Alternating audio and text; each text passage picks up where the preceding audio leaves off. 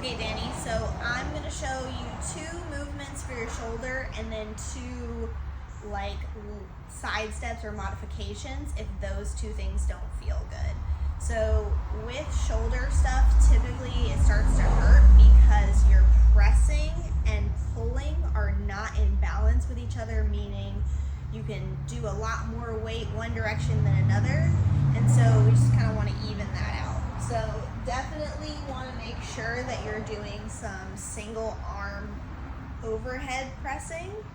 If this is uncomfortable, or you can't get your arm all the way straight, or you feel like your arm is out here in the front, then instead of doing that, just opt for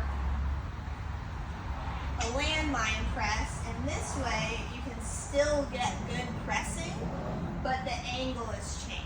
So if it's uncomfortable for me to be straight overhead, I can change the angle here to be something that feels comfortable to my shoulder. So when you're doing these presses, press straight up, go all the way extended even with your shoulder, and then do 4, 3, 2, 1 to come down every single rep. And then the pulling variation that I recommend most for right now is a 1-arm high pull or an upright row. And so that's gonna be here. And if this is uncomfortable, then we're going to do something like this instead, and then kind of build from here. But we wanna be doing pressing and pulling. So with this movement, if you can only get to here at first, that's okay. Your range of motion is going to improve as you work on this. But same thing with either one of these pulling variations. Come all the way up, full range of motion. 4, 3, 2, 1, all the way down.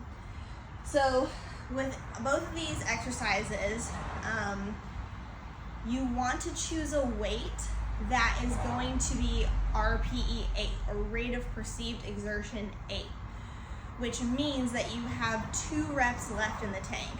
So if you are doing a set of 10 reps and you choose a 30-pound dumbbell and you get to the 10th rep with that 30 and you feel like you could have done 2 more reps, so you could have done 12 but not 13, then you've chosen the right weight.